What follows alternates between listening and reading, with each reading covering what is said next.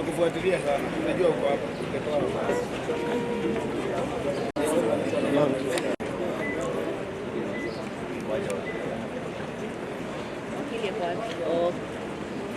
Good morning, everyone. Today we got a distress call that Honorable Alfred Keter had been abducted, and I think some of you have seen the scenes of what happened. And so his advocate rushed to DCI headquarters where they believed he was being held, and they were not allowed inside and they were told to go to Muthaiga.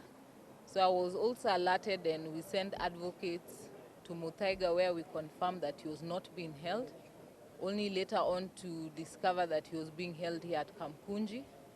So we have seen the kind of questions that they have tried to interrogate him on, and they're trying to make him answer. And we are quite alarmed on that these are questions that he could have been called on any day. He could have been called on Monday to attend and to answer. It did not require that kind of violence, causing trauma to his family right after going to church on a Sunday morning. Also, we are alarmed by the kind of conduct that we're seeing more and more by the police officers, because after all of this, he's still being told to come back tomorrow morning. He has been summoned, and I've seen part of the things that they're alleging is incitement to violence.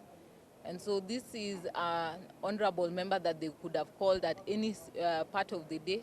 And if they're still telling him to go back tomorrow and they have not released even his phone, so we are wondering what is the motive that they have. Or is it a story that they're trying to create and fix particular people within that story? So we'll continue to fight for justice, and we'll continue to support.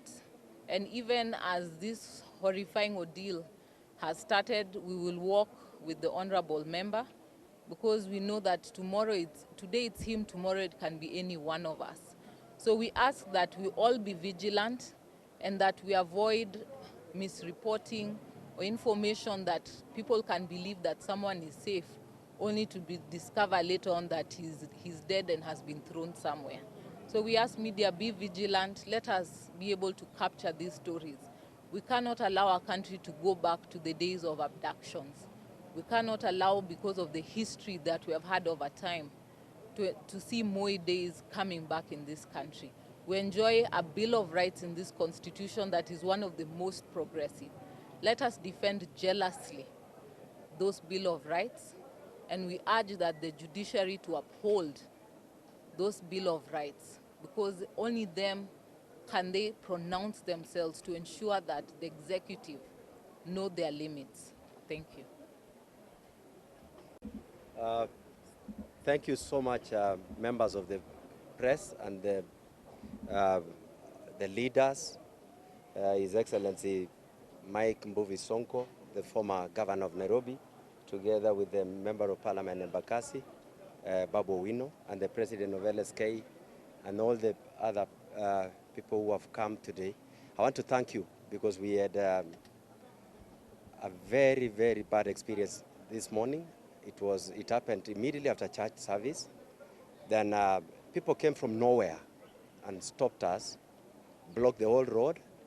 Then they started abducting me in the presence of my children, who were traumatized.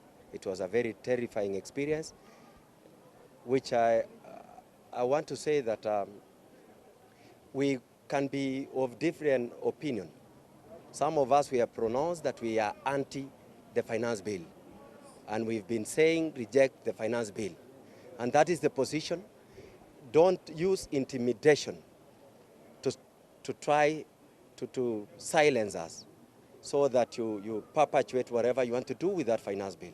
And I'm wondering, one question that I must ask, why is it that this finance bill is so important, that we've lost so many lives, you're abducting so many people, you are still punishing all of us, because you just want to pass this finance bill?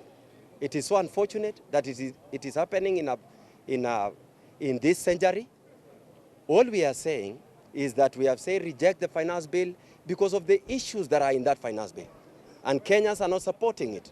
I don't know how long it will take for the leadership to understand that you cannot force us to have punitive taxation measures when Kenyans are living in abject poverty because of the cost of living, which has skyrocketed to high levels. You spoke about mama mbogas, you spoke about border borders, you spoke about Juakali sector, but you have forgotten it, and now you are focused on punishing more the less fortunate in the society. You cannot intimidate us into silence. And I want to say I'm coming out strong. We will follow what whatever measures they want us to say. We were coming back tomorrow, or we come even the day after tomorrow. But one thing that I want to promise you, we will never be intimidated to silence. We will continue fighting for the rights and the citizens of this republic, because we believe unless we speak about these issues, many people will not speak about it. You can see we have a parliament where they've already compromised most of the members of parliament. They are taking money instead of making decisions based on what the common mwananchi wants. They do it to reflect the positions and the opinions of their bosses. But we want to say that we must continue with this struggle to ensure that no punitive taxes are imposed upon the common mwananchi. Allow me to